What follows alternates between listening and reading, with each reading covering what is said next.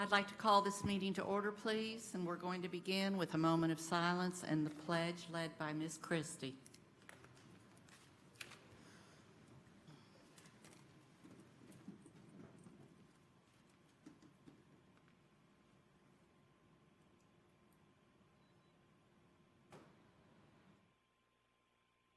Face the flag. Pledge. I pledge allegiance to the flag of the United States of America and to the republic for which it stands, one nation, under God, indivisible, with liberty and justice for all.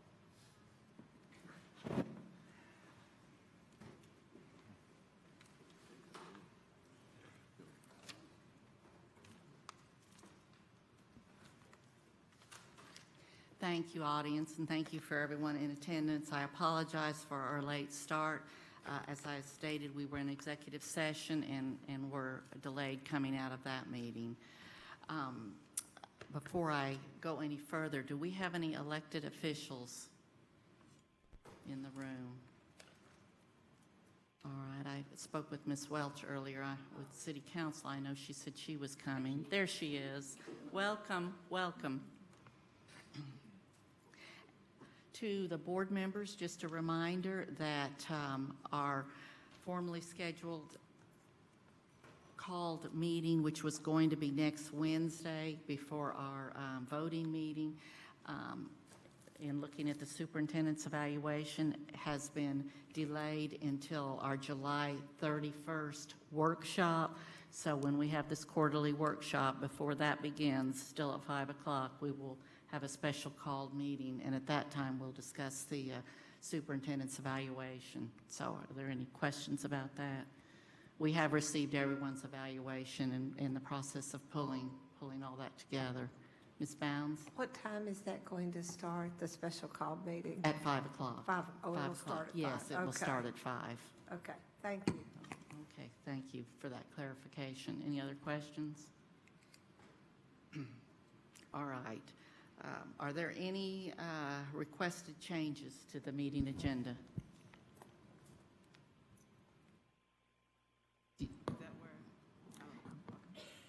Did you, all right, I do know, Ms. Satterfield, that you presented something to be discussed. That is this something that you're wanting to add to the agenda? Yes. All right, then that would be board discussion.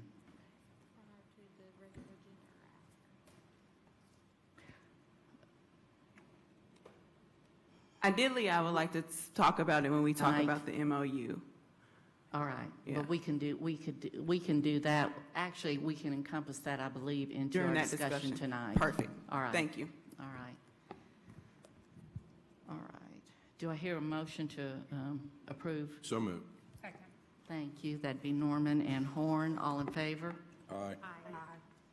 Opposed? Motion carries. All right. Tonight, we have a very special guest who's going to not be a guest after tonight, and that's Mr. Noah Kelly. Noah, I didn't even have a chance to get over and say welcome, but I'm so glad that you're here tonight. I want to tell you a little bit about him. He's our new student rep, and Noah is from Carnes High School. Makes me very proud. That's one of the schools I represent. As you know, he was chosen as our student representative selection committee after a long and very detailed application and interview process that occurred in April. His leadership roles include Tennessee TSA State President, Tennessee TSA Sergeant at Arms, TSA Chapter President, and representative of the Knox County Student Advisory Council. Noah is also a 3-term class president, Key Club Secretary, HOSA President-elect, and drum major and section leader for the Carnes High School Band. Are you going to have time to come to these meetings, Noah? His list of awards is long, but just a few of the highlights. He placed first in the nation for debate for 2 consecutive years, 10th in the nation in an engineering design competition, 10th in a statewide mathematics competition for statistics, and he was named one of the top 100 students in America by Tallo. Noah has already been recognized as an AP Scholar for passing 3 or more AP exams, and in addition to his extracurricular activities that include TSA, HOSA, Student Government, Latin Club, Key Club, National Honor Society, National English Honor Society, National Technology Honor Society, Mu Alpha Theta, Project U, and Marching Band.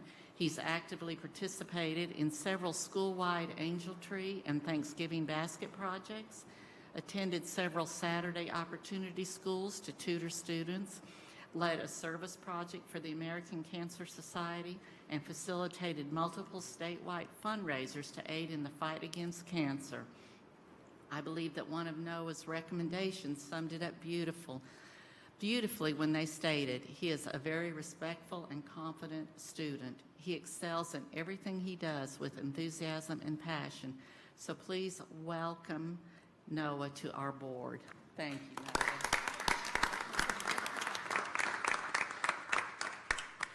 It takes me right now about 4 minutes to read his resume. He's only 17 years old. Can you imagine what it's going to look like in 10 years? We are very glad to have you with us, Noah. All right, I will refer now to Mr. Thomas for the superintendent's report. Thank you. Madam Chair, board members, had some brief updates that have taken place since we last met.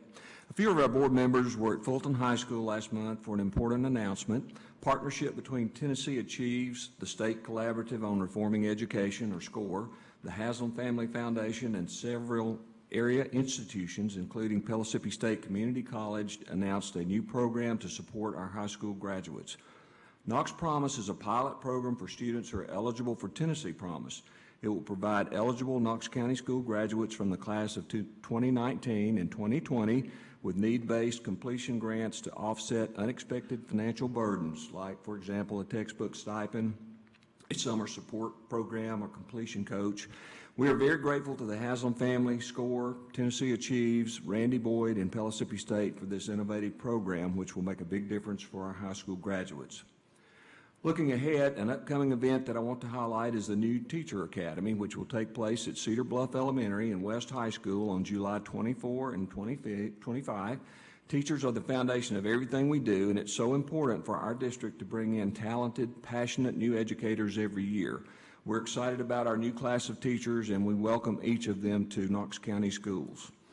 Also, as promised, when we announced the early retirement incentive, we'll be hosting a retired teacher recruitment fair on August 1st from 4 to 6 p.m. at the Sarah Simpson Center. We hope any retired educator will come by and see what opportunities we have. When we offered a retirement incentive last year, one thing we emphasized was that employees who participated could still return to the classroom and that our district would benefit by retaining teachers in high-needs areas. The recruitment fair is a chance for us to bring some of those retirees back into the classroom and also to attract retirees from other districts who want to keep teaching. Finally, I'd like to remind everyone that the new school year starts on Monday, August 5. This will be a half day for students, and our schools will be communicating with parents and students about everything they need to know, including needed school supplies. Folks may want to take advantage of the 2019 tax-free holiday weekend that begins on Friday, July 26th and ends Sunday, July 28th. In the meantime, hope everyone enjoys the last few weeks of summer. I'm excited to see our students, teachers, and employees back in class on August 5, and just remind all of our students to read over the next few weeks to get ready for the start of school on August 5th. Thank you. Thank you, Mr. Thomas. Board, do you have any questions or comments to add to his report? All right, moving along, I am focusing now on the agenda of July 17th. Oh, I apologize. Ms. Owen, that is not on the, well, it is on the one I pulled up. Ms. Owen, I'd like to recognize you now. I apologize on the non-renewal update. Thank you. Right, thank you. Thank you, Ms. Courtney, for bringing our copies also. I appreciate that. Board members, you have two packets in front of you. The first is an older document. It's a review of personnel dismissals by Knox County Schools during May and June 2015. And as I was looking at more recent information, I realized that a lot of our staff and certainly many of our board members are not aware of this report, and so I thought it was important for you to have that background. This report, I sort of came in the later part of it, even though my name is on that original one. My part in working on that report was to assist in reviewing the files that had been pulled, and I was not a board member at that time, so they were redacted files, and to help with the editing of the document. So we appreciate Lance McCold and Amanda Sanders, and also Cassie Waters for working on that original document.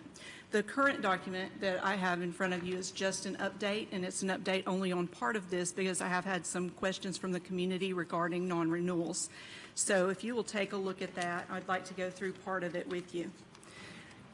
After community members complained to the complained to the board and that the board policies for terminating teachers were inconsistent and unfair, specifically non-renewed teachers. Knox County residents reviewed 72 redacted personnel files of Knox County Schools employees who were terminated during May and June of 2015. Of those employees, 41 were teachers, 18 were teaching assistants, and the others were custodians, maintenance personnel, and other non-certified staff. So this update will be limited to non-renewals due to the findings in the original report and significant changes to our non-renewal process. Of the 41 teachers who were non-renewed in 2015, only 5 of the files included evidence of a possible performance issue. So 41 teachers non-renewed and only 5 showed evidence of a performance issue that was included in the file. Of the 5 with performance issues, just 3 files showed evidence that the supervisor had worked with the employee to correct the problem. In looking at those files, we found no evidence in any teacher file that either the HR department or the superintendent at the time had attempted to confirm that the teacher warranted dismissal. I should point out that this was 2016, and we had a different superintendent both during the time that this report was compiled and during the time of the incidents. At the time of the original report, only 1 non-renewed teacher had been rehired in a Knox County school, though 88% of non-renewed teachers had spotless records. We could find no published policy or procedure to explain why the very low rehire rate. I want to be sure everyone understands that non-renewal and dismissal are not the same. Non-renewal specifically is not renewing the contract of a non-tenured teacher. So non-renewal is only for non-tenured certified teaching staff. It does not apply to classified staff. Those are at-will employees. So during that 2016 review, personnel files of classified staff showed some inconsistencies throughout, but they were much more likely to contain information regarding reasons for dismissal. So the practices overall were inconsistent with Board of Education policies. I'm sorry, let me go back to the teachers. The practices for teachers were inconsistent with Board of Education policies, which stated that efforts shall be made to correct problems which might lead to the dismissal of school personnel. So the 2016 report asserted that board policies place full authority and responsibility for deciding whether or not to terminate an employee with the superintendent, also known as the director of schools. As such, it's the superintendent's responsibility to assure that principals are discussing deficiencies with teachers and providing assistance for overcoming deficiencies. And in looking at those files in 2016, we could find no real evidence that that had happened except for 3 of those 41 files. So let's jump up to today to the good news. The changes that have been made by our administration and the Board of Education. As the community helped the Board of Education become more and more aware of the problem regarding our non-renewals, there were quite a few changes taking place. So I'd like to outline some of those changes. First was in policy, and this was actually prior to this report being published. The board had already begun changing policy. Board of Education Policy G331, non-tenure, was updated, and it added the following language. The principal shall discuss deficiencies as part of the evaluation process with the non-tenured teacher and shall provide assistance for overcoming these deficiencies. The director of schools shall create administrative procedures that develop appropriate standards for principals to document and communicate deficiencies and provide assistance to overcome said deficiencies.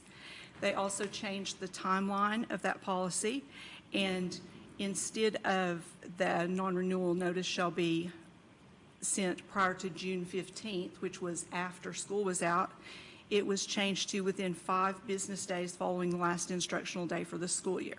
And our procedure also has some clarifying language in it that ensures that our staff is informed prior to school being out. So our procedure changes that took place.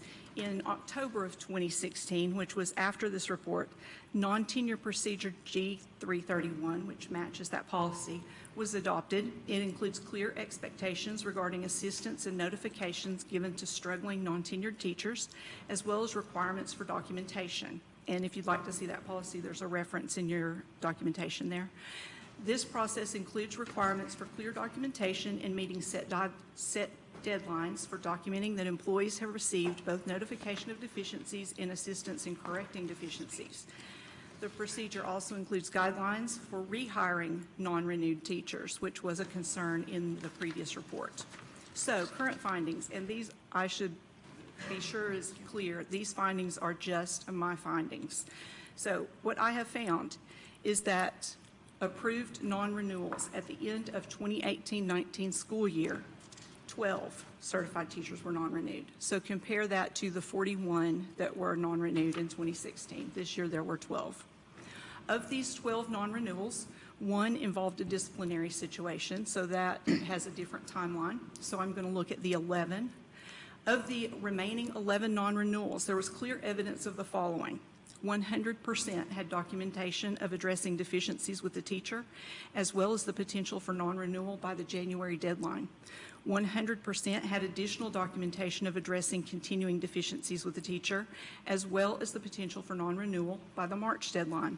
100% were submitted to Human Resources by the April deadline. 100% showed evidence that supervisors and Human Resources staff reviewed the results in May prior to sending them to the superintendent. 100% showed evidence that the superintendent had reviewed the evidence and made a final non-renewal determination. That is a massive, massive change from what we had in 2016. In addition to the 12 approved non-renewals, another 7 were requested but not approved, and they were for a variety of reasons, including deadlines that were not met, assistance that was not documented, or that there was a potential for the teacher to be better suited to a different assignment. In 100% of these 7 requests, there was clear evidence that both the Human Resources Department and the superintendent had reviewed the requests fully. Additionally, the Human Resources Department documents every non-renewal request, showing that requirements have been met and reviewed. And I will add something that's not in the written report. Some of our principals have actually gathered all of their documentation in a very clear notebook and made sure that every piece of the documentation is labeled so that it can be easily identified by any staff that takes a look at it. So whether it's Human Resources looking at it or the superintendent looking at it, they can easily tell that every piece is there. Additionally, Human Resources has a process in place to ensure that every piece is there. They are tracking that to make sure that each piece of documentation has been done and has been done by the deadline. So all those pieces of documentation that didn't even exist 2 years ago, 3 years ago, they are all there now. All right, so the current practices of the HR department regarding non-renewal practices has significantly improved, I think we agree, over the extremely poor practice that existed prior to 2016. Our current processes have been recently presented as best practices to the Tennessee School Boards Association and to other school boards. In the 2016 report, it was noted that in an ideal world, the superintendent, HR department, or other internal mechanism would assure that these problems did not exist, and there would be no need for the board or community oversight. However, we all know this is not an ideal world. While it's clear that our superintendent and Human Resources Department have worked diligently, and that's not even an adequate word, I mean, it's above and beyond, they have absolutely made sure that this has been done correctly. So while they have worked diligently to see employees are being non-renewed only when necessary, it's unclear whether there are processes in place to compel future administrations to do the same. So while we're looking at this really incredibly terrific result, I think we also need to look at potential in the future. Therefore, I believe that a significant concern that was in that report is still valid regarding our current and future Board of Education. The board does not have the capacity to uncover problems in school operations on its own.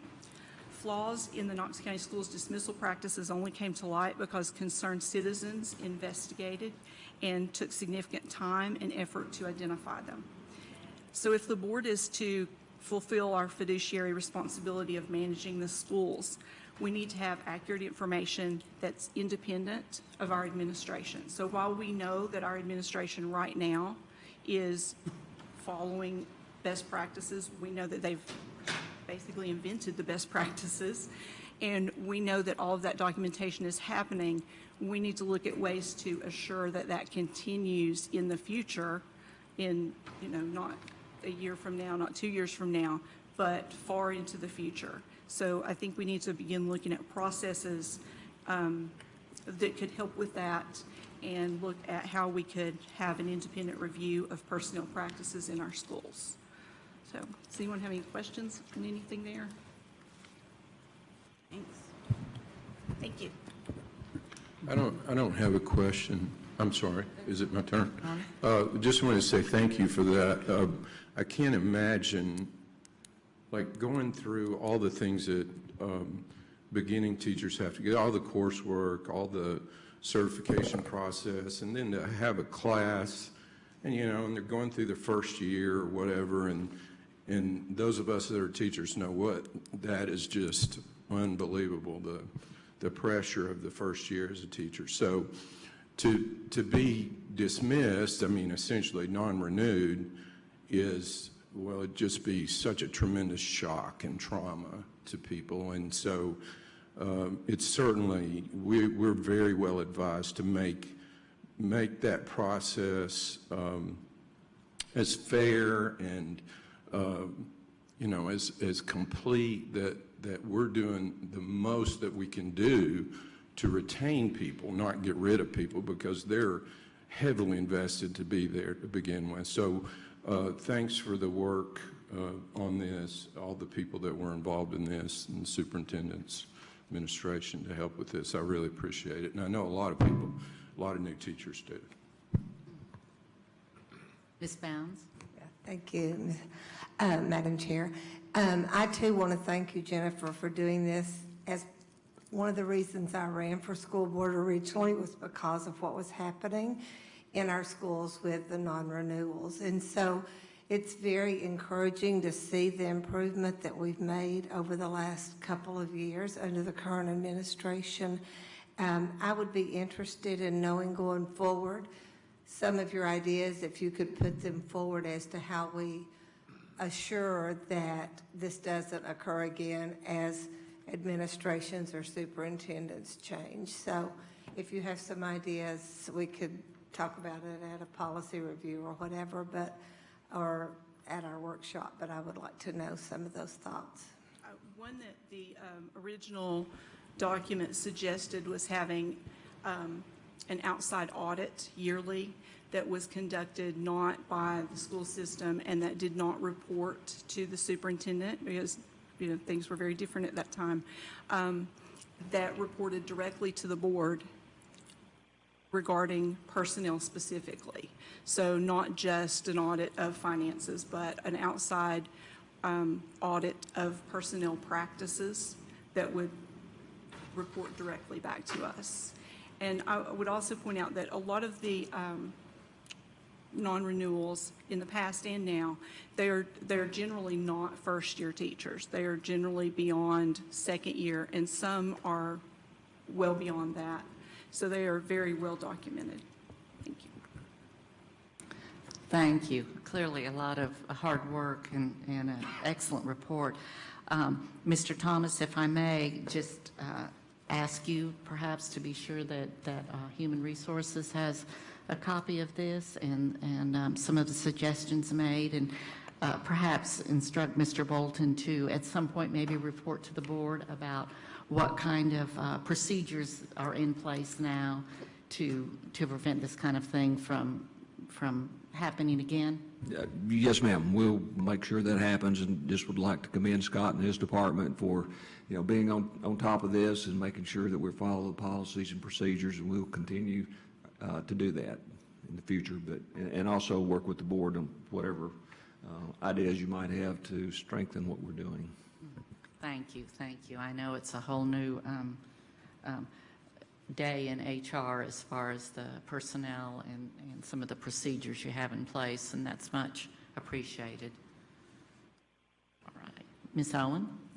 I would like to add to that Mr. Bolton has a copy. I made sure he got a copy because he was very helpful in helping me get the information this time. It did not take months of requests. It did not take weeks of requests. It was a same-day request. Seeing the information was simple. It was explained, everything, even before I looked at it. All I did was ask the question, and I had all the answers already. So it was, I can't even describe how much easier it was than the process that we had to go through in 2016. So thank you very much, Mr. Bolton. Well, again, thank you for that update and that report. Any other comments? Seeing none, if we'll direct our attention, please, to the July 17th agenda. I am in number 6, letter C, number 1. Before I continue, it's also been brought to my attention that the screen behind me is not working. IT has looked into that, and that's not something that's going to be able to be corrected tonight. So I can encourage you to crane your neck and look at the one over you, but I do apologize. And there are also written, paper copies out here too, if anyone needs one, if you approach the table there. Thank you. Thank you for taking care of that. Appreciate it. All right, looking under items and contracts, number 1. Questions, comments? Number 2. Oh, all right. On number 1? This is the one that this is the MOU, correct? Okay, Yes. cool. Yes. I just wanted to, I just have some questions. Do we have somebody from the Sheriff Department that can answer it? Well, we have Gus Paducas here as our Chief of Security. Perfect. If you come forward, thank you, thank you. Mr. Thomas, is there anyone else you feel like needs to join him to I know explain? I want to thank Mrs. Drennan for joining us this evening. She's worked on this in the past as well, even though she's no longer employed. She did volunteer to come back tonight this evening to help us out, and Mr. Oakes also worked on this. And it's been a 2-year process, I think, at least. I think it was in process at the time I became superintendent, and of course there were some changes at KPD and then changes in the Sheriff Department with leadership and so forth. So it's taken some time to get to where we are right now. So just appreciate you entertaining this, and know you may want us to make modifications, certainly with the approval of the law director and the law enforcement agencies. We'd be glad to try to entertain any changes that that you want to make. Thank you. Thank you. And I just kind of want to have a conversation about this because I've been contacted by a few community members about pushing this forward, and so just want to have the discussion regarding it. I have questions specifically. I want to know a little bit more about the training that the officers go through. Under C6, it reads that school security officers will receive the equivalent of 40 hours of a school resource officer training courses. But then I see in C7, there's this school security officers will deem appropriate by the chief of security, attend specialized training dealing with a wide variety of topics, including mental health, special education, et cetera, et cetera. So I kind of want to understand why that's separate, and also kind of want to understand what kind of training do they go through. And yeah, let's go there, start there. Yes, ma'am. Well, I'll answer in 2 parts. Number 1 is everybody that we have hired since the spring of 2013 have attended a 9-week training academy. And part of that academy is obviously de-escalation training, and our officers get 40 hours of just law training that obviously has a significant piece involving laws as they relate to the school system. And so our folks get nine weeks when they are hired, and then every year they get at least 36 additional hours. And so the flexibility in terms of our decisions about what they need as part of that 36 hours, that changes a little bit from year to year, but everything from the de-escalation training and dealing with special populations and special education rules and regulations, that's a given. We get that every single year. And so new hires, and right now I would tell you that's 95% of our employees have been through a 9-week training academy, which included de-escalation training, FERPA, different rules and regulations about how to deal with special populations, how to communicate with young people in the special ed population, and really just about everything we can think of as well as others that benefits our officers in terms of how they serve children. Mm-hmm. And then every year we get at least 4 days at the start of every year where we get refreshers in FERPA, de-escalation training, how to deal with special populations. And then as the year unfolds and when we attend in-service training, that is when we have some flexibility in determining what's best for our officers as the year unfolds. Okay, thank you. Cool, that helps me out a lot. And then also when we move down to D6, and this is where I think I want to kind of just include my personal experience and speak from a community that doesn't necessarily always have the best interaction with law enforcement as the representative of said community. My personal experience with law enforcement have been nothing but positive. Like, I've had nothing but positive experiences, and yet there is still this sense of like fear sometimes when I interact with a police officer, just because of the things that we see in society. And so I would like for the board to really understand that some communities do not always feel safe by police officers. And we also need police officers. And so I think that it's going to be our job to really figure out a way to really build those positive relationships. And I do believe SROs are one way to do that, because I personally know a lot of SROs, and they are like pleasant in the school. They have great interaction with students, and it's just a good vibe. But that's not always the case. But I do think that Knox County does a really, really great job with having that done. But when we look at D6, and it speaks to the idea of arresting students, I want to kind of bring your attention to the resolution that Gary and I created this a while back, but it didn't really feel like a good timing to introduce it, and so this is the perfect timing because we're talking about it now. And so I just want to address that's why that's missing district mission to come, because that was during the time where we were working on the strategic plan and creating the mission. I really want to have a conversation with the board regarding what this resolution actually states, and it's by no means indicating that this is happening in our schools. Well, Terry, could you read the resolution if you don't mind? Your voice is beautiful. A resolution of the Board of Education of Knox County, Tennessee, denouncing the use of handcuffs on students in K-8 education settings.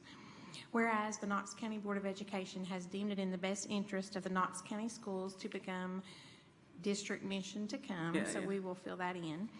And whereas Tennessee Code Annotated Section 492-203A2 provides that the Tennessee Legislature bestows the power to the Board of Education to manage and control public schools under its jurisdiction.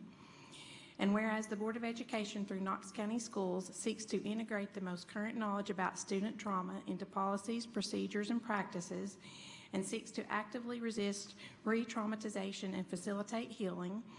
And whereas the Board of Education recognizes Knox County Schools Departments and the Knox County Sheriff's Office and the Knoxville Police Department as partners in ensuring safety in our schools.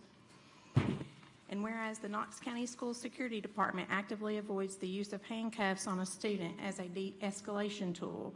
Now therefore be it resolved by the Knox County Board of Education as follows.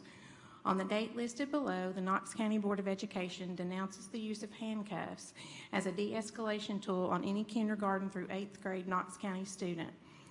Further, the Knox County Board of Education encourages the Knox County Sheriff's Office and the Knoxville Police Department to examine their policies regarding de-escalation tactics and minors, to consult with recognized medical experts specializing in trauma and children, and to devise developmentally appropriate trauma preventative practices for crisis when working with schools. Be it further resolved that this resolution shall take effect from and after its passage, the public welfare requiring it. Thank you. And this policy was pulled from some other school districts that actually went through this because they experienced kindergartens, first graders, second graders being handcuffed. And this is more of by no means this is where Knox County is, but this is more of a proactive approach to ensure we don't go down that road. And so similar to what we talked about with the Jennifer's approach, is that far into the future, this is a far into the future approach to ensure it doesn't happen years from now, that we do not have a student in Knox County that is a kindergarten or first grader or even a sixth grader in handcuffs, because that creates trauma. And if we're in the business, and as we develop the ACES and really focus on the trauma, we want to make sure that we're sensitive to the topics at hand that certain communities deal with when it comes to law enforcement. And I also want to it does create a shock and trauma across the board when you see those visualizations of kids in handcuffs. And so this is just my approach to say, how can we be proactive to ensure that we are ahead of the curve for Knox County? So open to discussion, open to feedback, and I'd also like to know from your perspective, if something like this was passed as a resolution, how does that impede on the work that you all do? Thank you. Well, first, I can assure you that we do not utilize handcuffs as a de-escalation tool. Overwhelmingly, the reason that school security, utilizes handcuffs are to keep the child from harming themselves or harming another student, harming staff, administrators, or one of our officers. But it's not used as a de-escalation tool. So for us, I would be the first to tell you that any of us would want to denounce anything that harms a child. If it traumatizes a child, there's not going to be very many people in this room and in our community, in our law enforcement community, that are going to be in favor of anything harms a child. So in terms of our day-to-day use, we arrest probably less than one person a year over the last 6 years. We utilize handcuffs slightly more than that, so our arrests pale in comparison to what is still a very low number in terms of utilization of handcuffs, but they are not used to de-escalate. They are used to protect a student from harming themselves, others, to include other students and other staff. So I wholeheartedly agree that anything that harms children should be denounced. Now, I can't speak directly to the law enforcement position on the resolution, but I can tell you there's people in this room and throughout our city and county and throughout our school district, and everyone I know in law enforcement would never intentionally, maliciously harm a child. And our sheriff's office and our police department have more than 60 officers dedicated every day to serving in our schools. And so I don't want to become defensive, and I don't want to make this seem as if it's negative, but we have a wonderful model here. We have strong leadership with our sheriff and our chief, and this is at a time when people who are attracted to law enforcement, the numbers continue to shrink. So their allocation of 60 officers and supervisors to our school is a real testament to the leadership. So in general terms, I will tell you they care deeply about children. They care about how they serve them, and they demonstrate every day how much they care about the welfare of our children. So we don't use it as a de-escalation tool. Usually handcuffs are utilized to try to protect that child from themselves or harming others. Thank you. Yes, ma'am. Ms. Babb? Yeah, I have a couple of questions for you, and I mean, it kind of goes back to, I think, what Ms. Satterfield was talking to on the training. Your explanation of the training, I think, is far more extensive than what's talked about here. And I mean, I thought that was very reassuring to hear about the 9 weeks. And so I don't know if that needs to be outlined, or I'm wondering why it only says the 40 hours if we're doing nine weeks of training. And it just seems like your explanation of the training is very reassuring, but that's not what's outlined in the MOU. Yes, ma'am. The tricky part for us, and it can get a little bit confusing, you know, there are school resource officers, SROs, which by definition are full-time sworn law enforcement. They are SROs. Our folks are called SSOs, school security officers, because there is a distinct difference. SROs, full-time sworn law enforcement, are sheriff's deputies and are police officers. They're the ROs and y'all are the SOs. Yes, ma'am. Okay. Yes, ma'am. And so what we do is we give our SSOs the equivalent of the 40-hour SRO training over the course of 9 weeks. Typically in law enforcement, there is a state requirement that they receive the 40-hour SRO course, which is usually delivered in one 40-hour block, to whereas we don't have that SRO training requirement, but we pursue that same general core curriculum, but we generally do it over the course of a 9-week training academy, and then throughout the school year as our folks gather for training. Does that help?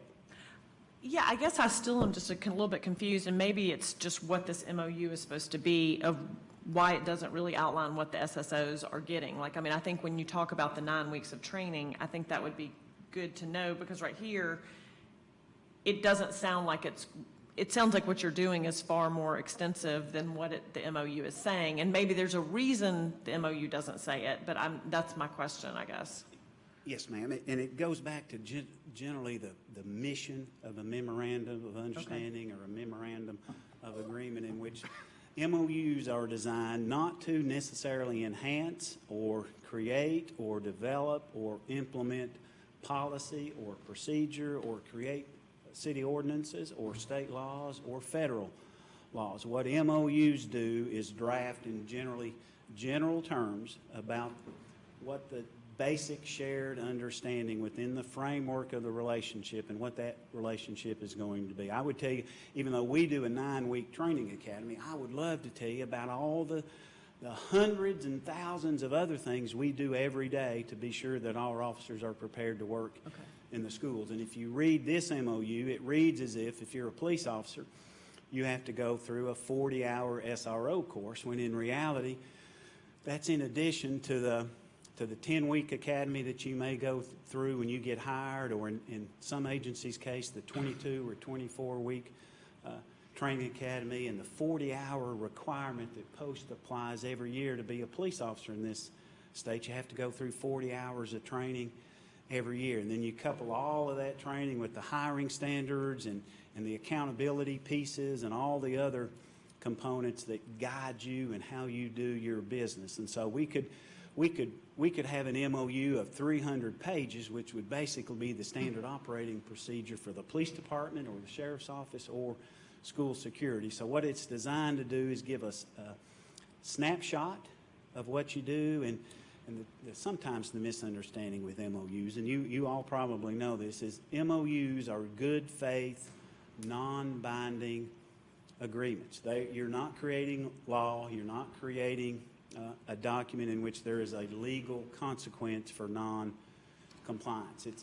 It's an agreement. Here's what we're going to try to do, but a signature on an MOU is only as good as the character of the person who signs the document. And I would tell you, we can approve this document tonight, and if tomorrow somebody decides that there's a component of it they're not comfortable with, they can simply opt out, and there is really no legal consequence for doing that. This is not a binding document.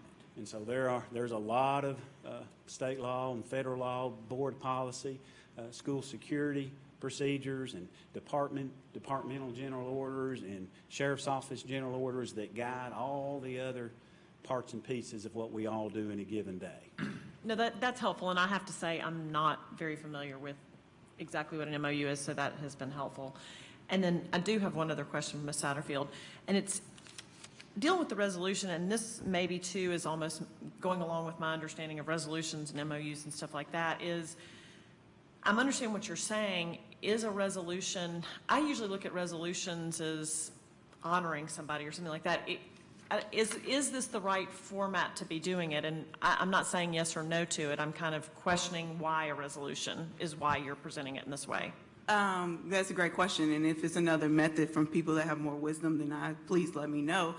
This was just so I'm part of certain organizations as a board member, and this was something that, as school board members across the nation, kind of wanted to see if this is the conversation that we can have, and it was presented to it as a resolution. And so if it's different in Knox County, I worked with Gary to kind of figure out what we do, and this was what was created, but anybody's open for more wisdom. I guess a little bit, and this is maybe me not understanding how resolutions necessarily work, is say we pass this resolution exactly as it says, where does it stand? I mean, who is ever going back to resolutions or anything like that? And that is a little bit of my question, and maybe it goes to Mr. Dupler, is what does a resolution really mean? I mean, you know, we can, and maybe that's a question for me to understand really what a resolution really is about. Mm-hmm.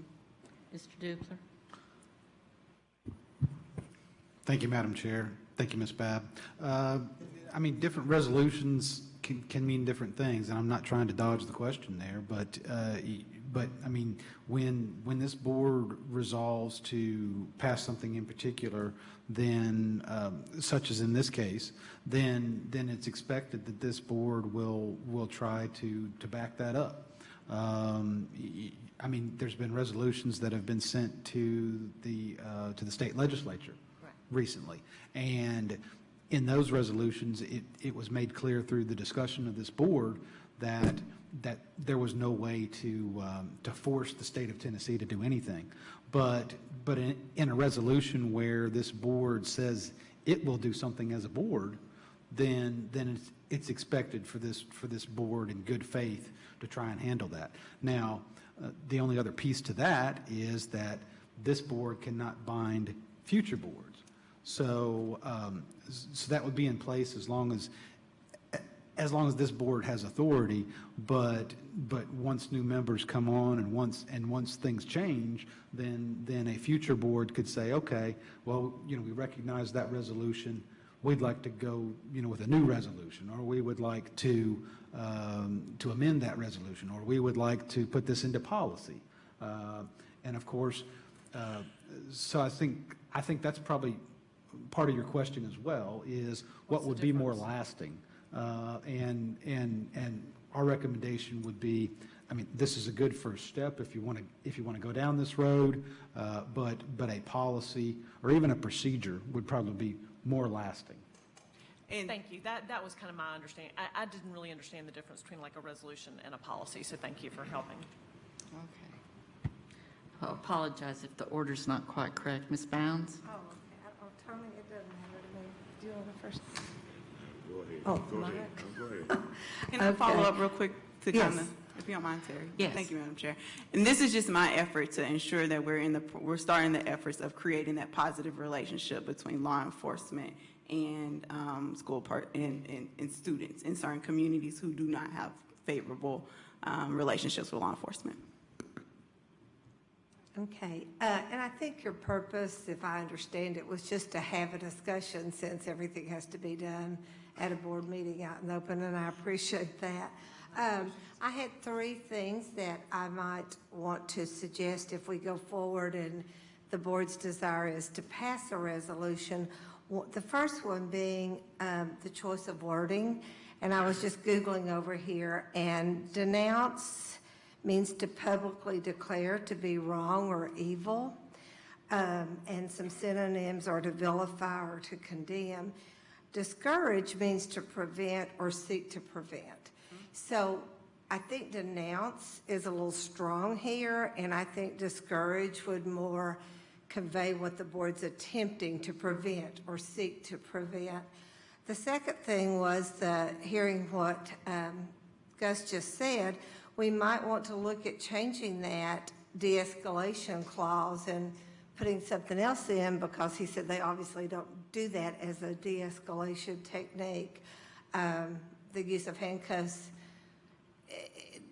you still don't want the trauma created, so it might be necessary to prevent harm to, I don't know, to other students or to staff.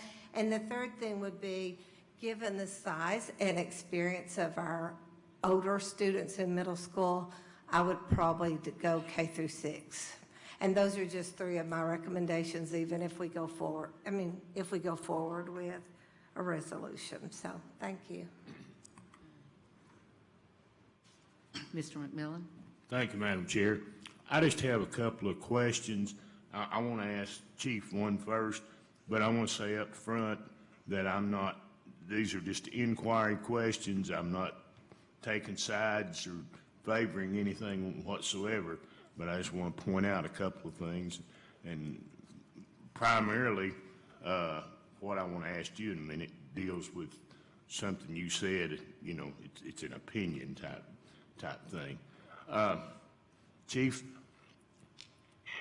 given what you said there the last time you were talking about, if we had a number of things listed, when these things happen, an officer doesn't have time to think, well, that's number 9 or somewhere on my list. They don't. But if they're, in your opinion, if they're given all this training that you talked about and explained there, would that not just automatically be with them and force them to react rather than worrying about what was in the actual memorandum, so to speak? Yes, sir. Obviously, in a crisis situation, you want your officers to revert back to their training and instinctively, based on their training and experience, respond appropriately. Right.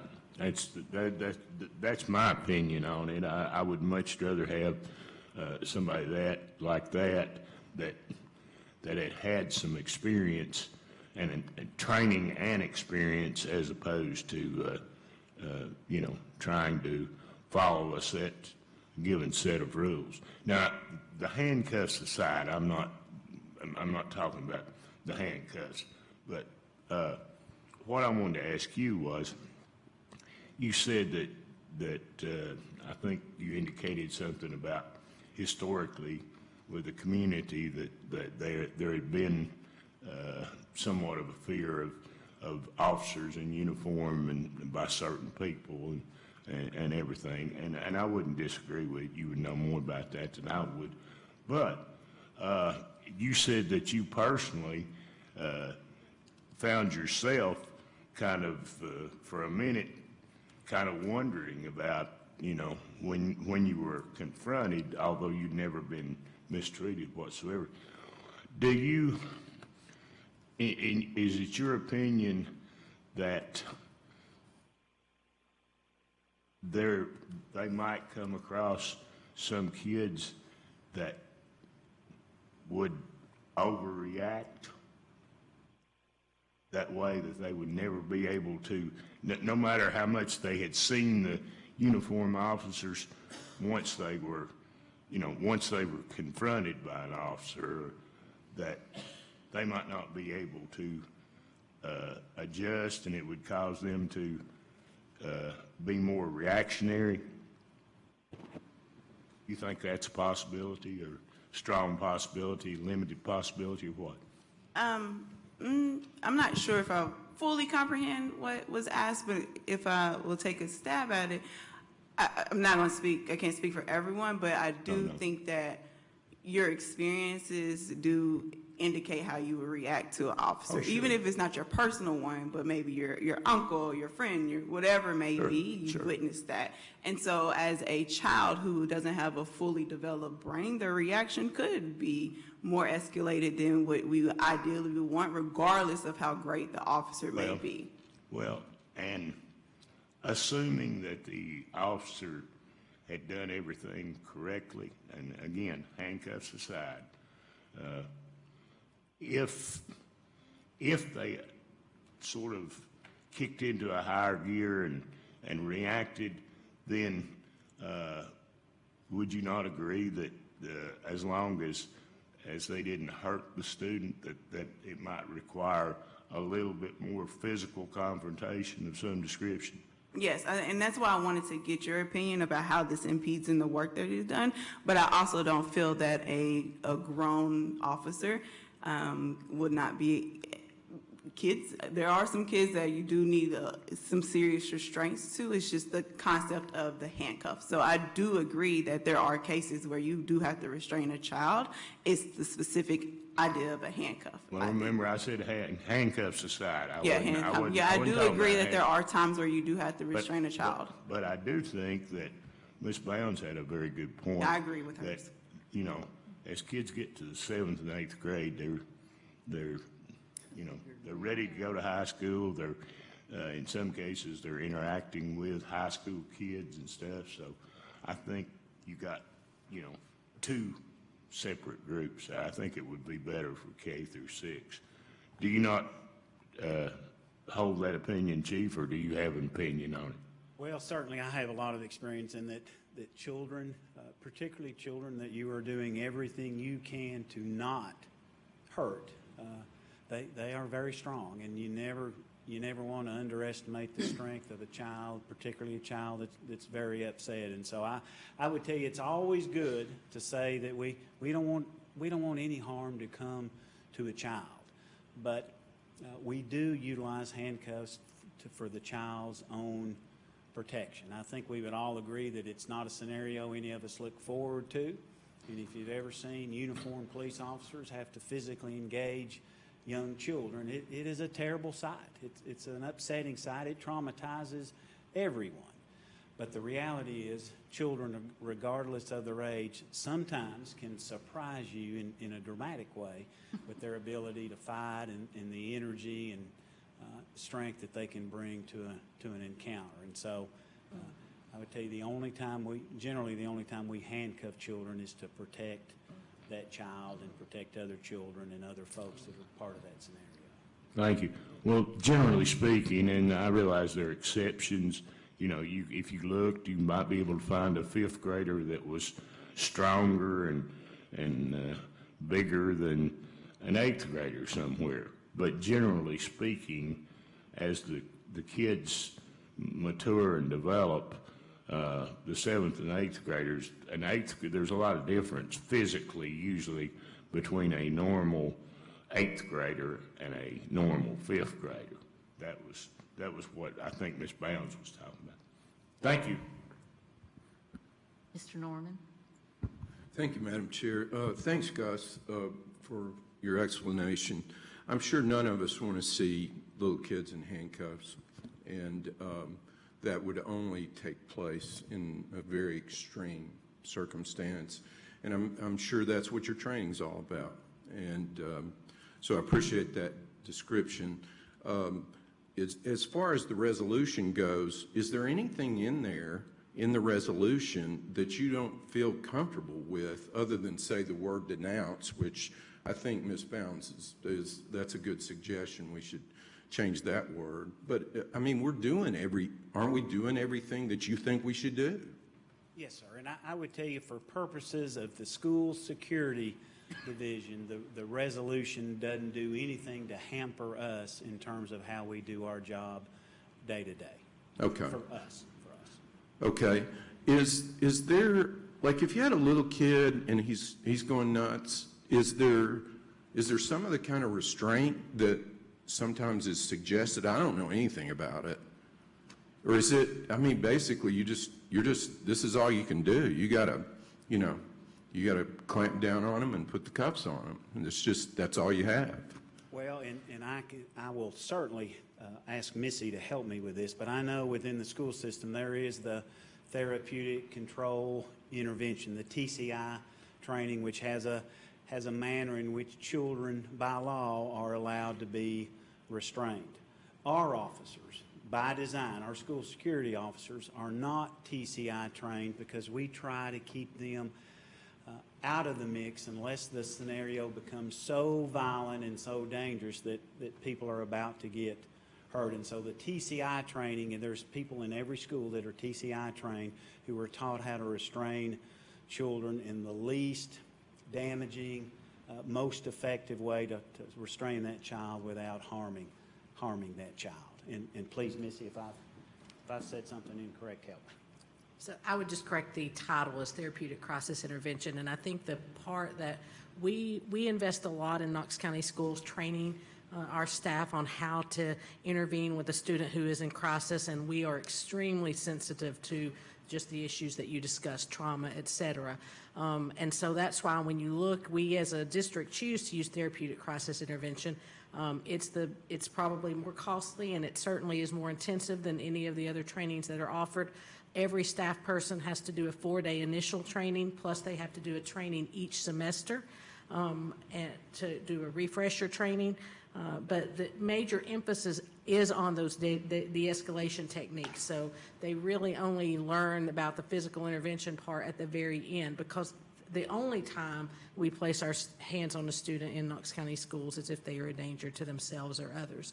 Otherwise, we are utilizing all of those de-escalation techniques. And those can involve, sometimes we're evacuating classrooms, and you've got one student in a classroom. I know Mr. Norman and I have talked about some of those students, but we are utilizing de-escalation techniques. And I will concur what Chief Paducah said about the intervention of our officers.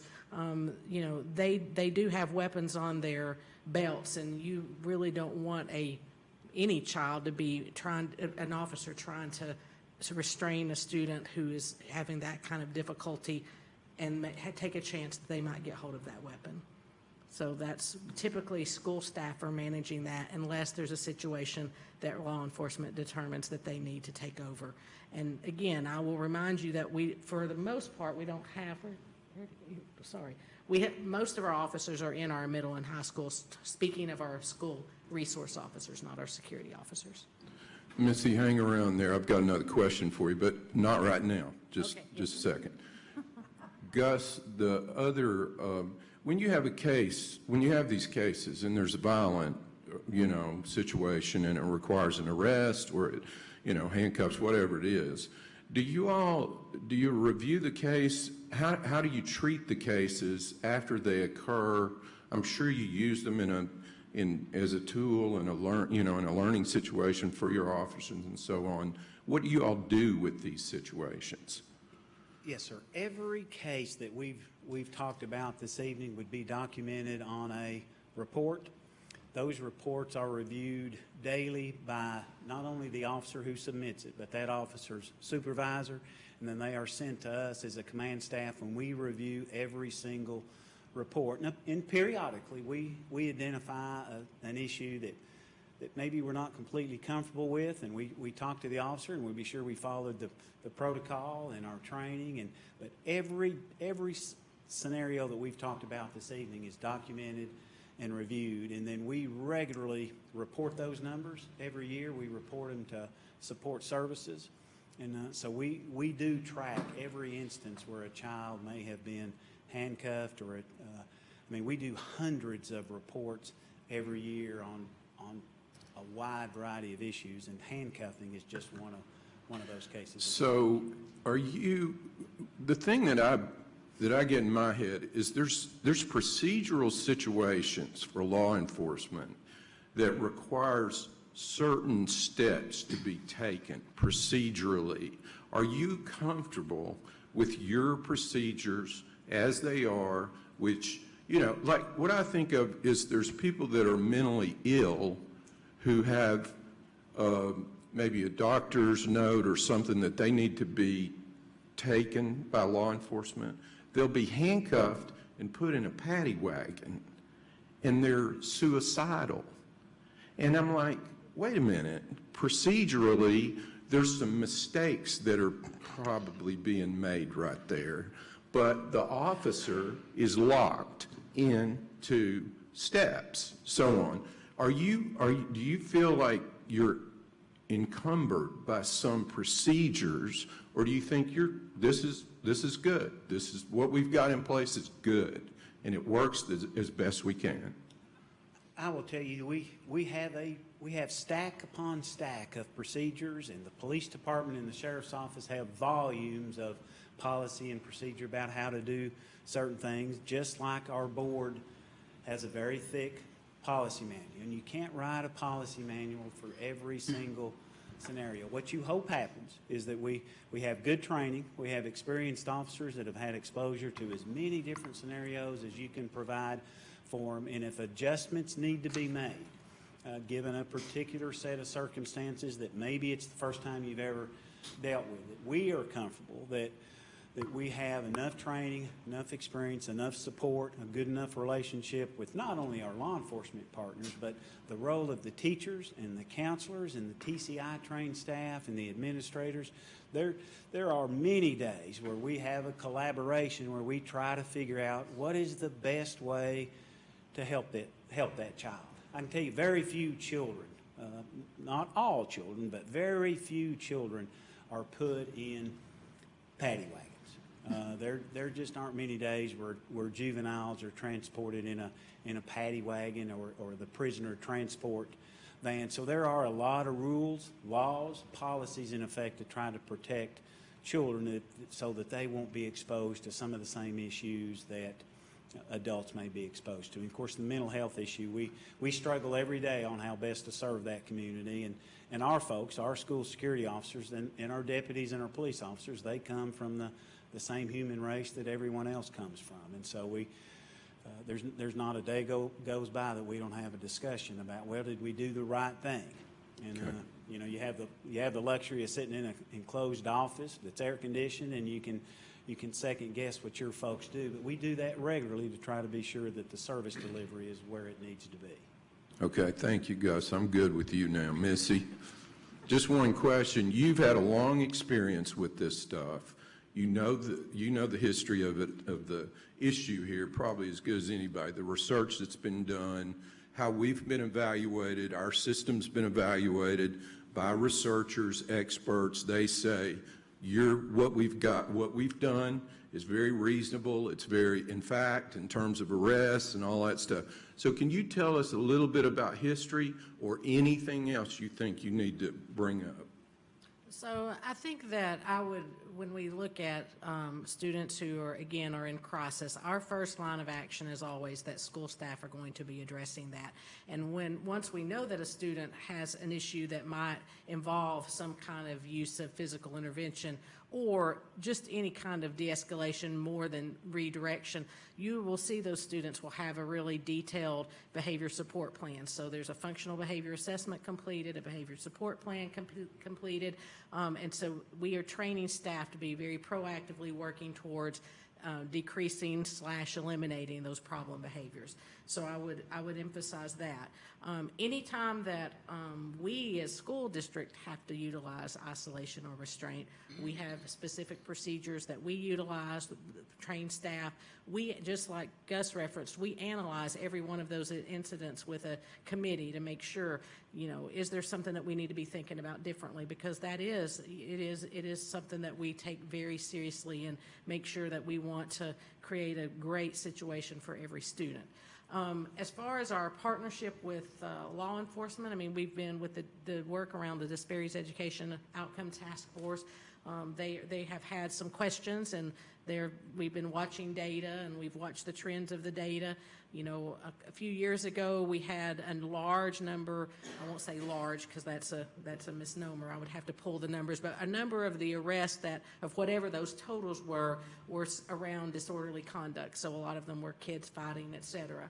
Our more recent analysis, and I'm not here, so I don't know where the final analysis for this most recent year's data, but looking at what we've seen the last couple of years as we've been in the process of developing this MOU, the majority of our arrests have centered around possession of drugs, enough that would indicate that they weren't there just for their own use, and then weapons. We've had a few disorderly conduct when things have really been, I think, the law enforcement judged that there was assault, et cetera. But most of our, Gus, I would want you to make sure that I'm being factual, but most of our arrests have centered around weapons and drugs.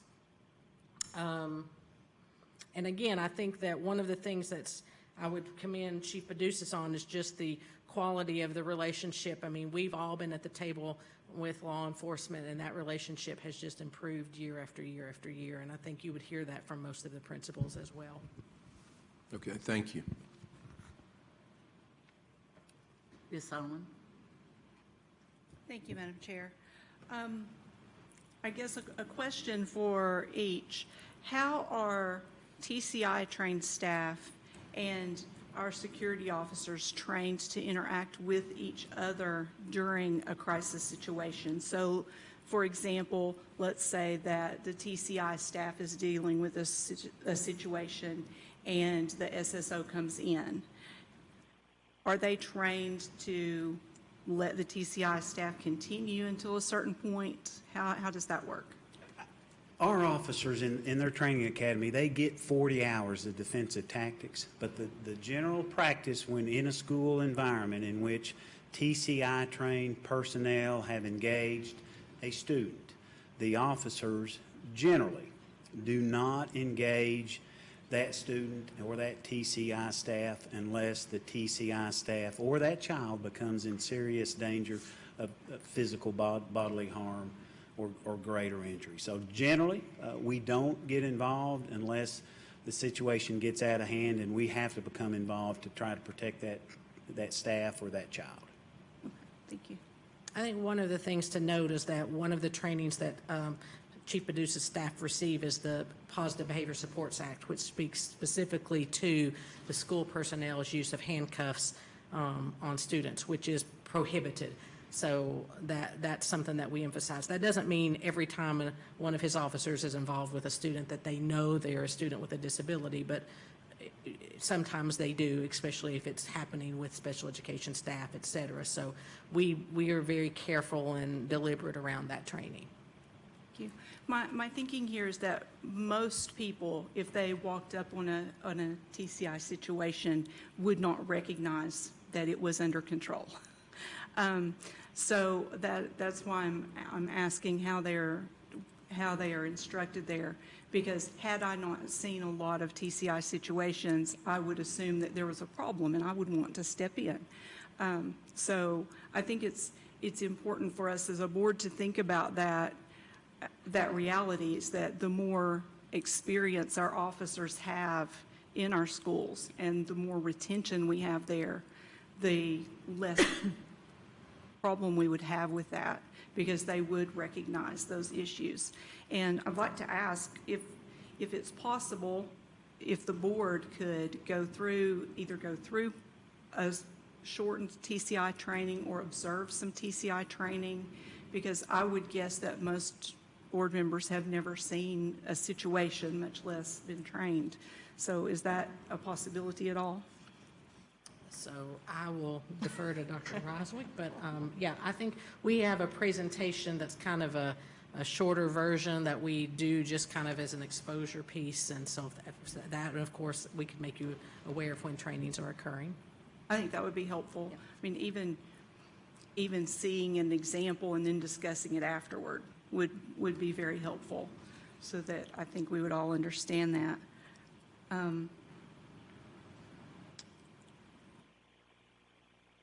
I think that's all I have. Thank you. Ms. Horn? Thank you, Madam Chair. Missy, before you go too far, I just have one question. I'm sorry. Thank you so much for being here. Talk about going above and beyond. Typically, just roughly speaking, are there usually, roughly how many teachers or personnel in a school would be trained with TCI? It varies, but depending on the size of the school, just because of, we've got campuses that have multiple buildings, but we recommend that a school have a team of 3 minimum, and then maybe more, 5, 6, 7, depending on the size of the school. Okay, thank you. I was just curious, roughly. And thank you. Well, first I wanted just to say how much I appreciate the SSOs and our partnership with the Sheriff's Department. Having 60 officers in our schools on a consistent basis, that's vital that we have those. So I appreciate that partnership. And I agree with Ms. Bound's suggestions, as other people have already said. And I guess I would just say that I would prefer we look at this with policy rather than a resolution. That would be my opinion. So, thank you. All right. Thank you, Gus. I know that took more time than you probably imagined, but I appreciate you. Thank you. Don't sit down yet. I'm trying to. Chief, do your SSOs have arrest powers? They do. They do. What their bond card allows them to do is to have arrest powers to and from their job and while they are on their job, and then any school-related functions. And so they do have arrest powers. Yes, ma'am. All right. And do you have a number in this past school year about how many times your SSOs actually had to use handcuffs? We do. I do not have it in front of me, but we supplied that information for a year-end report just in the last month or two. And the way we do it is our database of incident reports. We go in and we search, keyword being handcuff, because our officers are instructed to put in the narrative. And so we were able to pull up that information by school and by grade level. So the short answer is not in front of me, but we have reported that number, and we can certainly get that number again for you. Okay, okay. Would it be fair to say, though, that amongst our 60,000 students that it would be extremely small number? Yes, ma'am. Now, if you won't hold me to working from memory, I will tell you probably 8 to 10. All right. And our arrest numbers, I would tell you in my 6 years here, we might have arrested 1 or 2 students in total in 6 years. Most of our arrest contact, and it's still very low, are for adults. And so I would tell you, we may have arrested in 6 years, we may have arrested 1 or 2, and I'm not even sure I could tell you from memory if we've ever arrested a student. Now, we could over the course of 6 years, but our handcuffing is I would say probably between 6 and 10 or 8 and 12, something along those lines. All right. And we have very reliable data in our database. That's we fair. I just was trying to get a feel, Yes, a feel for it. I guess, Ms. Satterfield, hearing what I've heard, I'm wondering if there's a need for a resolution, if this is something that the occurrence clearly is so rare to start with that a resolution may be, in fact, just reinforcing something that essentially almost never happens anyway. I'm not real sure that it's appropriate in my view. Again, that's certainly a board decision. So that's kind of initially how I'm feeling about that. Let me say, Chief, before you sit down, I commend you and your officers, along with our sheriff and chief and city police, in what you do and how you do it. I mean, it is amazing with 60,000 students, really how few problems we do have, and you all are to be commended for the way that you do handle situations. Thank you. Thank you so much. Thank you. All right. Miss, go ahead. Yes. Mr. Dupler. Thank you, Madam Chair. I just wanted to clarify one thing that the chief said, and I obviously agree with just about everything he said, but one thing is that not all MOUs and MOAs have no consequences. Some of them are actual contracts, but I do agree that this particular MOA that we're talking about is a very general set of guidelines and aspirations, and I can tell this board with confidence that federal law, state rules and regulations, local ordinances, and this board's policies and procedures will all trump this MOA. Thank you. Okay. Any other questions, comments? Ms. Owen. I was just going to say that while we may not feel that a resolution is necessary as far as saying what we want to do because it's already being done, it might be useful as a way to communicate that with the public who may not have access to the data that we have. So whether it's resolution or policy, wherever it is, I think it might just be something that would be a useful tool for us to share our opinion with the public where they may not otherwise have it. Thank you. All right, seeing no other lights, I'm looking at item C. We just discussed one.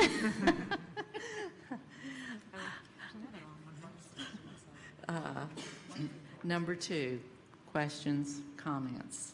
And actually 2 and 3 really kind of blend together here. Ms. Babb? Yeah, since we're doing 2 and 3 together.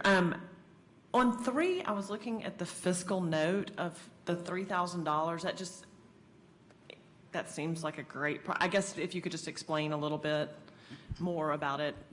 And if I could just interrupt here, Mr. Oakes, if you wouldn't mind just giving a summary of why these are even here and what our situation is in KCS. Okay. And this is sort of a summary of a note I shared with the board a week or 10 days ago. Right after school was out, we were approached by one of our largest bus contractors, Echo Transportation. And they told us they were pulling out of Knox County. It was not a profitable operation for them. So we immediately had 21 bus routes from them that we had to replace. And then there were a couple of other current contractors that we parted company with for performance reasons. So we had 25 or 26 bus routes that we needed to replace before the coming year. And as we were polling our existing contractors to see who could pick up buses or folks who, our pool of folks who have an interest in becoming contractors, we got in a position where we were able to cover about a dozen of those 25 or so routes. And our concern is that we needed to make sure that we were creating options for ourselves as we go into the school year, that we can get buses on the road and that we can get routes covered. We're currently routing for about 342 buses, I believe, for next year. That could wind up being a few more. I don't think it'll be any less than that. But as we looked at it, some of the individuals and contractors that expressed an interest to us in taking on more bus routes did not have the financial means to take on more buses. They didn't have the financial means to either buy buses or to lease buses, but they were willing to hire drivers and operate buses. So we looked at it and said, can we help at all with our, the financial means? And that's what both of these contracts are set up to do. One is set up to let us lease buses from someone who owns a bus, and what we're currently looking at are internally buses that are in the Knox County fleet that are owned by contractors that may not be interested in running additional buses. So we can go to that contractor, we can lease a bus from them for a specific price, and then turn around and hire or contract with another contractor to operate that bus at what would be a reduced cost. So we're absorbing the cost of the equipment in the process, but the contractor is absorbing the cost of the operation of that equipment. So we're sort of splitting out some of the business costs for it.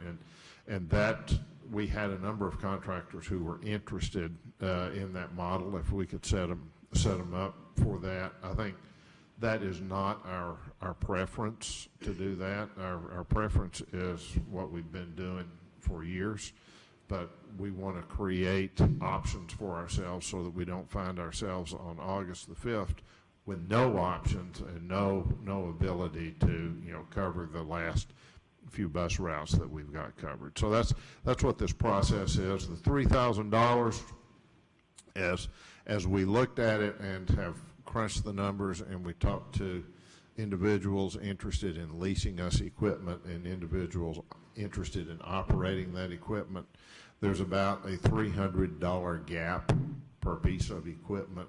So for example, we could lease a bus for $1,500 a month, but we can only reduce the cost to the individual who's going to run that bus by about $1,200 a month. So there's a $300 hit that we have to take per month per bus that we operate.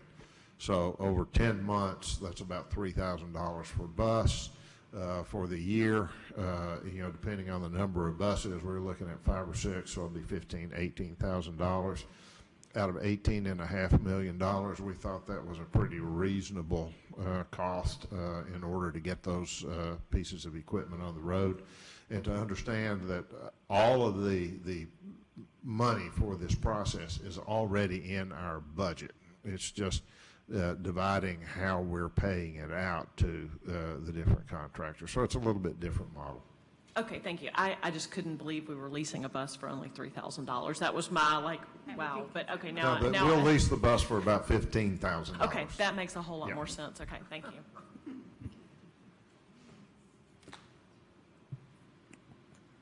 Any other on these two items, 2 and 3? All right. Looking at number 4, 5, 6, 7, 8, number 9, 10, 11, 12, 13, and 14. Moving on to board policies, A, B, C, D,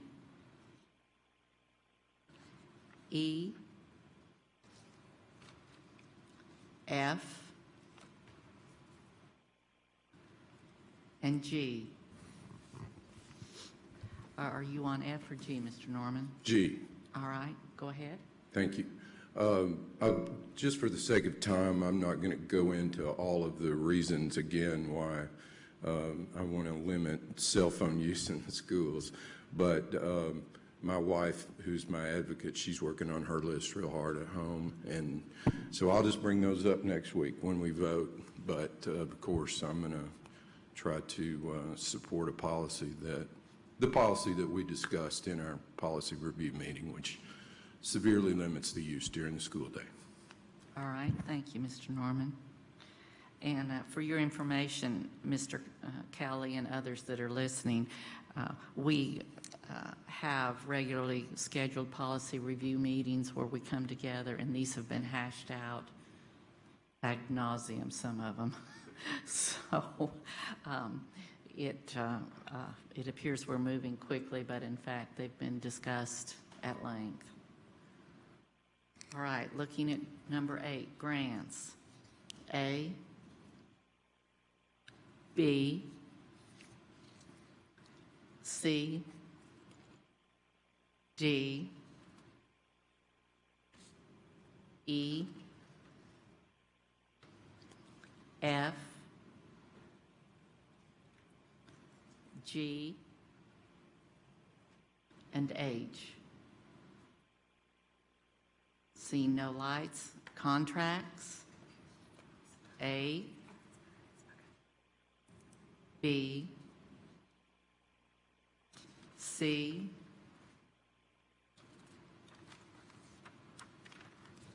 Ms. Horn. Thank you, Madam Chair. I'm just wondering if this, the RTI screener, if that's how we've been doing it, or is this something different?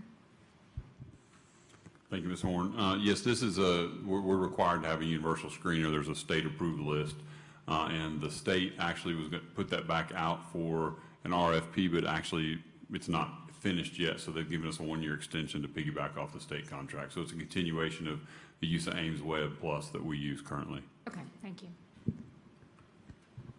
Mr. Norman? Thank you, Madam Chair. That was my question, and I also, I didn't catch B quite, and all I want to ask about B is who's the go-to person for us for this ANLAR service? Who's the person would have the detail? Laura Denton, our grant manager, is the one who'd be part of that. This is basically an external evaluator is required in some of the grants that are written, and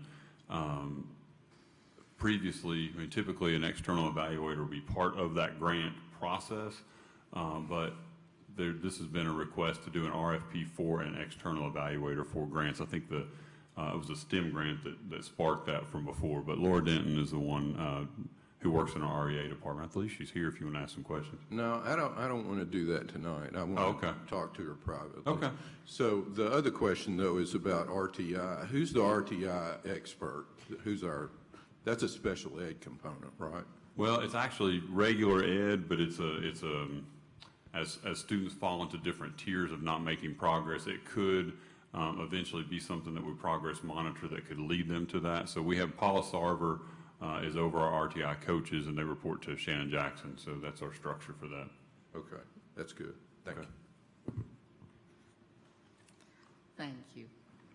Moving on to regular agenda items. A, B. Thank you, Madam Chair. Ms. Satterfield? Yeah, thank you. I thoroughly love that we have this technical writing happening, and I think it's definitely needed in all of our schools. So I'm just curious on what will it take for us to open that for high school students throughout Knox County, because it's definitely needed. Ms. Jackson? Good evening, Madam Chair, members of the board. Technical writing is a course that our teachers saw a need for a couple of years ago, and we worked with them to write and develop the course, and we're at that point where we have to come back and ask for approval with the state again. And the first step in that is bringing it back to you to have approval. We'll submit it to the state, and then it will be something that we'll be able to offer this fall in any of our schools that wish to offer it. How can we How can we ensure all of our schools wish to offer it? We can continue to look at the way that we're developing out our career pathways and to help people to see the need for students to be able to write in professional settings. It is something we also have integrated into our ELA standards. And that's where writing across the curriculum is really important, not just to have it confined within a single class.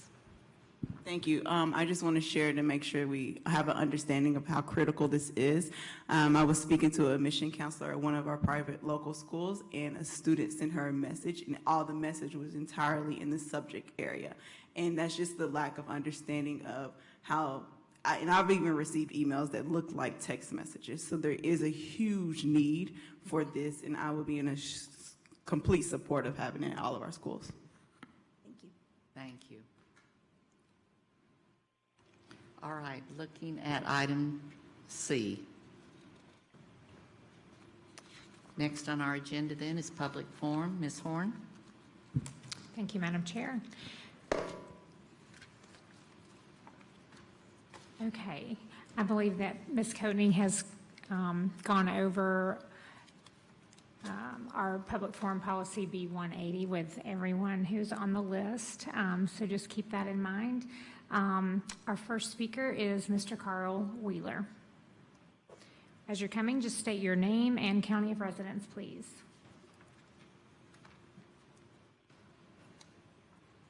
Good evening. Thank you, Madam Chair and board members. My name is Carl Wheeler, and I'm a longtime resident of Knox County. What I want to speak to today, I have some handouts here that I would gladly share with you after I finish my speech, or my talk. I want to talk about this MOU that's out there, or MOA it's now called. What's in it, what's not in it, okay? I have a list of 8 items here that I'm going to briefly go over to share with you some ideas and some thoughts that I hope that you will consider for inclusion in this new MOA or in the revised MOU, however you want to look at it. The MOA itself, it belongs to the school board. It's the school board's baby, okay? And as I said that means the school board should be the lead agency in developing what goes into this MOA. But when I read this MOA, it appears to me that it belongs to the sheriff department and the police department. There's an awful lot of items in there that are deferred to or leave the solution up to the police department. This is your MOA. You're the one that's developing it. You're the one that should be asking for what you want in it, okay? And not deferring to the police department or the sheriff department. That's item number 1. Item number 2 is training. We've heard a lot about training here this evening. The training should be very specific, particularly when it comes to the SSOs and the SROs. That training must be and must include restorative practices, culture competency, and implicit bias training. We can bring in all the law enforcement we want to, but if we don't do some serious training when it comes to implicit bias and stuff, we're going to be doing the same thing we've been doing for the last 30, 40 years, just to be quite honest about it. So, in terms of that training, all of the SSOs and the SROs, in my opinion, should have that training before they step on school property. Because you can't, this current MOA says 12 months. You know how much damage you can do to kids in 12 months because somebody's not trained properly? So that training should be required before they come on school property to perform their functions. Third item, best practices. We hear a lot of talk about best practices and they should be used. Where is the list of best practices? Is that talked about in this training? Is that addressed in this training? Is it delineated in the training? Should be very clear as to what we want, what the school board wants in this MOA. Number 4, school policies, procedures, and guidelines and things are hardly ever mentioned in this MOA. So how are we going to operate or pretend we're going to operate if we don't have clear delineation about rules and responsibilities for everyone? Not just the SSOs, but the SROs and school staff members, principals, and so forth. Item number 5. We've talked about this before, but I'm going to read what I have. The school board shall provide quarterly data to the general public on the progress as it relates to disparities within the school system, including disparities for individuals or students of color and students with disabilities. You and I know that this disparities issue is one of your goals in your 3-year, 5-year plan. So let's put something out there. If we're going to do something, let's keep some checks and balances on. Let's do some reporting so we can really see if there's progress. Number 6, in my opinion, there shall be a selective process by the school board representative and the principals for all law enforcement individuals to be assigned to Knox County schools. You should have a choice as to who you pick to come in schools. You should not take what they want to give you. Number 7, many of you should have this document right here. It's called Strategies for Youth. If any of you don't have it, let me know and I'll make sure you get it. But every board member, selected members on the staff. Thank you, should Mr. have Wheeler. that. Okay. Your time is up. Thank you. My last comment would be, if you don't mind, you should have an annual review of the MOA. An annual review. The one we're dealing with now, The older version goes back to 2009. Okay, thank you so much. Thank you. Thank you very much. And next we have Todd Shelton.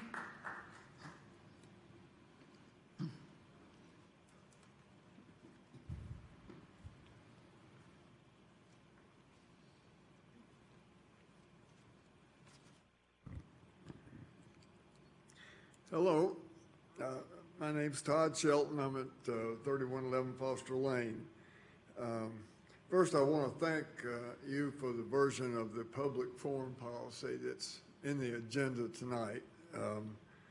It looks a lot better than it looked before, and it's very important to the public, so thank you. I've thrown off balance a little bit tonight because I'm speaking about the MOA also, and it seems questions and answers concerning about what is the value of the MOA are pretty concerning. That we have a document that is involved with such sort of critical situations that can happen in a school or to a school, or situations that can happen to all of our children that are in the school. I think Mr. Wheeler helped me a little bit in reminding us that that the Board of Education's name is on this memorandum of understanding and agreement. So just somewhere we're accountable to that. I had written down sort of paragraph and item about things that I thought needed to be clarified, and they've been mentioned. You know, they had to do with clarity about I lost my train of thought. Clarity about, you know, what sort of steps go through when a policeman's involved, hands-on, and whether that can happen. The training for sure seemed to me to needs to be very clear. We should have that in an itemized list. Training that would happen would be done before someone was able to come into the school and function as RO instead of 12 months later. But I think so, and I think it should be reviewed every year. I sent the board this piece of paper that I was going to speak from, so you have that, and Superintendent Bob, I sent you one too. I guess I'm sitting here, we're talking about 60,000 students. We're talking about the world today, what kids are exposed to today. You know, it's amazing sometimes that we're as peaceful as we are. I think about the news today that has situations that happen to people because they belong to a certain group of people, whether it be their race or whether it be their sex or their sexual preference or whether it be their culture or whether it be their religion. It's in the news every day. I think about the police officers that serve us, which I am always very respectful to, and think we should show more respect to them by paying them really what they're worth, same as teachers. At the same time, just like in all of us, there are those of us that need to have a little more training or need to be in a different profession. And so I think safeguards are super important. We're talking about our children.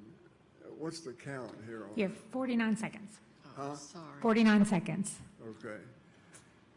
So for us to sit back as basically a white group of people in this room, which I am one of them, and to basically say, well, it sounds like we're really doing okay, with 60,000 students, and the record really doesn't show any different than that. It just grabbed me a little bit. So I think we need to be clear about this and a little bit more investigative. My request was to put this off for several months so that the public could have access and transparency about these proposals, and I still have that request. It's summertime, school's not in session, so there's a way for us to do that and to make this document something that is what it should be. Thank you. Thank you, Mr. Shelton. Next, we have Courtney Shea.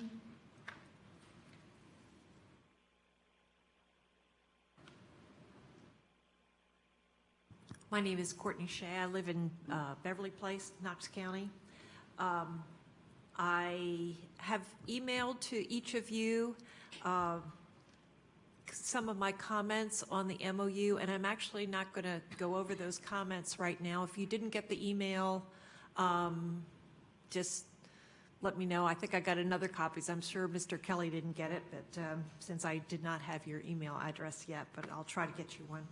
I do have a couple more comments about the MOU. They're sort of in two groups. First, listening to the discussion today, I'm not sure, I realize that this MOU it assumes people know about the difference between an SSO and an SRO, and some of the differences in training and differences in roles, and that's not clear to the public. And this is sort of a public document, and I think maybe there needs to be some more basic definitions. Maybe not, I'm sure everyone who's involved in it knows this because they live with it, but looking at the public, I didn't know that an SSO has arrest powers. That was something else. And there's a couple others. I don't know whether when the state law says something about that school personnel shall is an SSO school personnel, or are they not school, or are they outside of school personnel? And I don't know the answer to that. That's something that would be helpful for us to know when we're reviewing the document. Secondly, there's a lot of mandates for principals, but I get the impression from people talking here that some of those mandates, you know, it's like the principal shall, the principal shall, the principal shall, but some of those, they actually, I think people intend to give principals more leeway than that. Like, even if there's a safety situation, if it's being taken care of by trained school personnel who are trained in TRI or whatever the three letters were, maybe the SSO or the LE would not be involved. Maybe you wouldn't want someone with a gun on their hip in that room if you've already de-escalated a safety situation. And that's not really clearly reflected in this document. And then there's just there's some areas where the document could be better wordsmithed, so that if someone's supposed to, for instance, number 4 on page 5, principals shall coordinate and discuss their school safety plans and strategies. I'm not sure who they're discussing it with. I mean, it's just sort of left there hanging. So that would be, I think this document has some good, it's definitely an improvement over the other MOU. I think it has more work to do. And I'm hoping that you will give some more time to it and ask that maybe the law enforcement side and can also, maybe the sheriff's office and the police department could also be available where the public could ask questions a little bit. You all have been better about making yourselves available for questions than we have been able to get with public and the sheriff, with the law enforcement side. Thank you. Thank you, Ms. Shea. Lance McCold is next.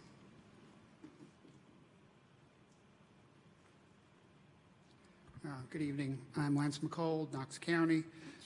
Madam Chair, members of the board, thank you for letting me speak.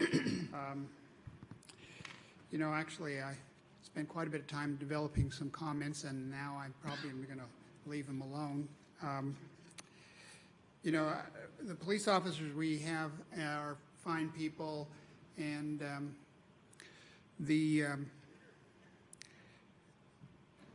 and they've got an important job to do. And we have, as people there, but then there's the issue of their role as officers. I have to say it was when Ms. Satterfield said that she was nervous around police.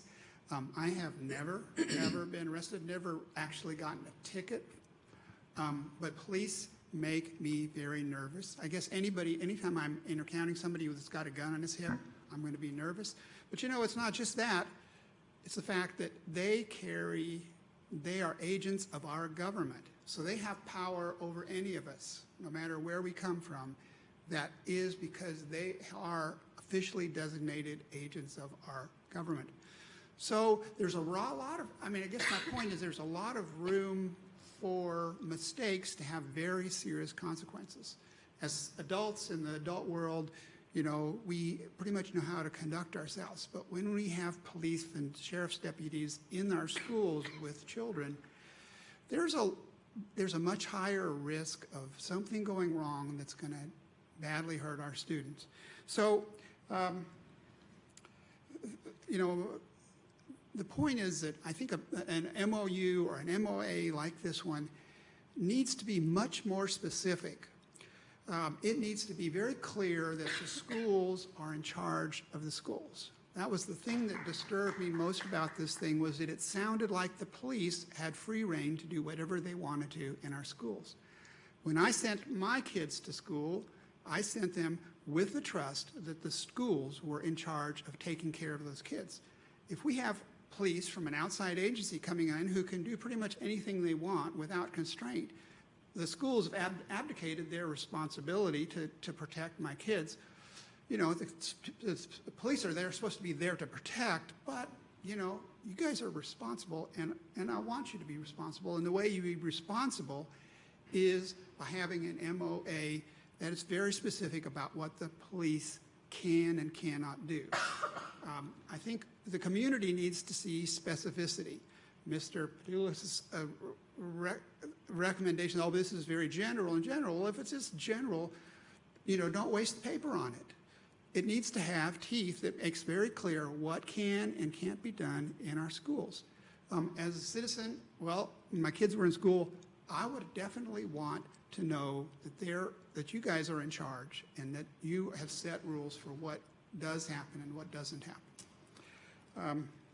I guess the other thing I'd like to say is that when I was in school, and probably when you were in school too, you're not as old as me, but you're older, is that I never saw policemen at school. I never saw policemen in schools. And there were fights and there were things that happened, but we didn't have police in schools. And the police in schools business started after Columbine in 1999. And we're going to protect our students. But, the police in our schools are no longer there to protect our students, they're to police our students. At least that's what it looks like to me. If they were to protect our students from outsiders coming in, they would be standing outside. But I think we sort of changed, the police came in and now they're trying to police the inside of the school. That's not what I would, but really, whether that's a good idea or not, we are really new at doing this kind of thing. It's only been in the past 20 years that this has happened, and it's been accelerating. And I think there's enough subtleties to it and enough unknowns about this and enough unintended consequences that can happen that we really should be taking really a careful approach to deciding what those are. And I would ask you to use a public process. This MOA has been hidden from the public for 2 years as it's been discussed. Have the discussion with the public so they know what's going on as well as the insiders. Thank you very much. Thank you. Next, we have Megan Barlow Fogarty. Forgive me if that's not correct. Hello, thank you. My name is Megan Barley Fogarty, and I reside in Knox County. I am the Director of Youth and Family Engagement at Centro Hispano, and I'm also here representing the Latino Student Success Coalition and a number of other engaged community groups concerned about educational equity in Knox County. So I'm here to voice some concerns about the MOA between the Knox County Board of Education and the Police Department and Sheriff's Office. My concerns mostly center around the lack of specific language addressing the need to safeguard the privacy of students' and families' information, according to school district guidelines and federal education policy, and the inadequate provision that SROs be trained in how to perform their duties within 12 months of their assignment and not prior to being placed in schools. When SROs are placed in schools, they're often privy to discussions of private student information, family addresses, circumstances. They're just there. They're aware of things that are going on. They're aware of things that are going on in students' families. And they learn things about those families. So what safeguards are in place to ensure that this information is not shared with law enforcement agencies outside the school setting? This is a particular concern to our immigrant community, given the contractual agreement between Knox County Sheriff's Office and Immigration and Customs Enforcement, known as ICE, through the program known as 287G. So one of the priorities identified by this school board through its strategic plan was a focus on creative, positive school culture. Making sure our students and families feel safe and supported in the school environment is a crucial part of that positive culture for our schools. Sorry.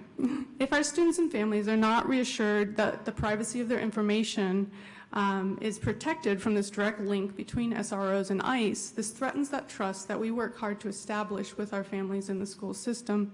And it discourages parents from being present in the schools and engaging in their children's education, particularly in the immigrant community that I work with, and that we always want to encourage to be more involved in their children's education. This concern is not unfounded. There's already precedent in other districts in which immigrant youth have been identified for immigration enforcement proceedings directly after minor disciplinary infractions in the school environment. While I have faith that that would not happen in Knox County schools, as we've identified, there are individuals that make individual decisions, and if policies are not clearly in place, that has real-world consequences for our children. It is crucial that our families know that schools are absolutely the safest place for their children and youth to be, and that understanding needs to be codified in this agreement. My second concern is that this MOA finds it acceptable for SROs to be trained after beginning employment in schools and not prior to that employment. And I know I'm being a little repetitive here in my concerns, but I actually call your attention to that repetition, that numerous concerns have been raised by sort of the vagueness of the language surrounding training, and that training is happening within 12 months of employment and not prior to them being present in the schools.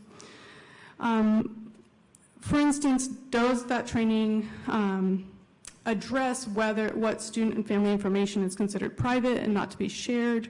Will it include cultural competency training? Will school personnel and families be included in the decisions of what should be addressed in these trainings?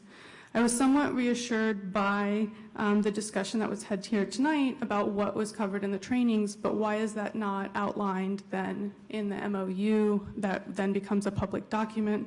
And I appreciate that Ms. Satterfield and Ms. Babb have both brought up questions about what that training might include. And so it's one thing to say that's not a problem in our schools because the training has already covered these issues. However, this document is also pledging a trust to the public and creating a trust that we will create a welcoming environment for all our families. And that public perception is extremely important if you really want families engaged in their children's education. So it's one thing to say, if it's not a problem, why address it? But by making a public statement about how we're going to protect our families and their information, how we're going to have these officers trained before they're entering the schools about what is the proper procedures in the schools and how to deal with families and students. It really sets at ease the minds of families of what that role of those officers are in our schools. So, thank you. And thank you. And Madam Chair, this completes public forum. Thank you. And last on our agenda then is Board Forum, District 1. I just want to congratulate Austin High School and Austin East High School on celebrating their 140th anniversary last weekend. So, good job, guys. 2, 3, 4, 5. I'd just like to welcome Mr. Kelly, since we all rushed in at the last minute and we didn't even get to speak to you, but welcome, we're glad you're here. Thank you. District 6, myself, 7, 8, or 9. All right. Hearing no other objection, meeting is adjourned.